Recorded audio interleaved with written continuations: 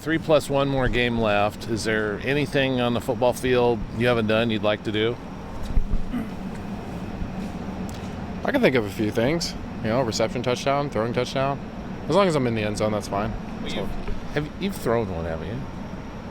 I feel like I have. I don't know. Yeah, I mean, you have to check it. You I have just no want to idea. throw more. That's what if you have. I mean, it is what it is. It's whatever. Is there a position or something that time's kind of running out? Is there anything you kind of like to try, or? I don't really care. It's honestly like whatever they just have me do. It's like, okay, all right. And then I go in there and just try to do it to the best of my ability. So The defense UW had against you, that was probably about the most effective, I guess, in stopping what you do. Was there something they did in particular, or did you mess it up, or was there something that went? I mean, they did scheme it well. Of course, they're gonna do what they can to try and stop that and game plan against it. But I mean, I think it really just boiled down to our execution of it, and dialing it in there. I think there probably was a crease front side I could have hit, but I was just thinking backside on it. So, given that those two those two, I think it was third and fourth down, it didn't work. How much, I guess, joy did you take out of the next time you guys, where Fenwick moved into your spot and you went out and threw a block for them and they scored a touchdown? I mean, was that kind of like feel like, oh, here's a counter for you guys? Yeah, it was a great play. We had a good look, and then it just was executed well, and that's kind of what happens. I don't think they were expecting it either. No, that's what I meant. But did you feel like, okay, you guys stopped me here?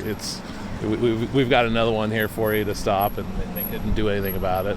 Oh yeah. I was wondering how you felt about it. There was a little fire under me, of course.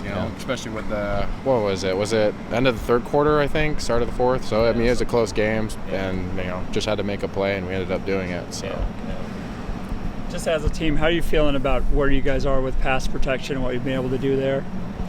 I think pass protection's been fine. I don't think it's been too much of an issue. It's just being able to tighten things up and get ready this Saturday to play against another really good defense. So, after the first couple losses, some of the players have said, "Well, all our goals are still out there." But once you lose a third game, some of those goals aren't achievable anymore. How do you guys keep from kind of losing focus and staying doing what you want to do each Saturday?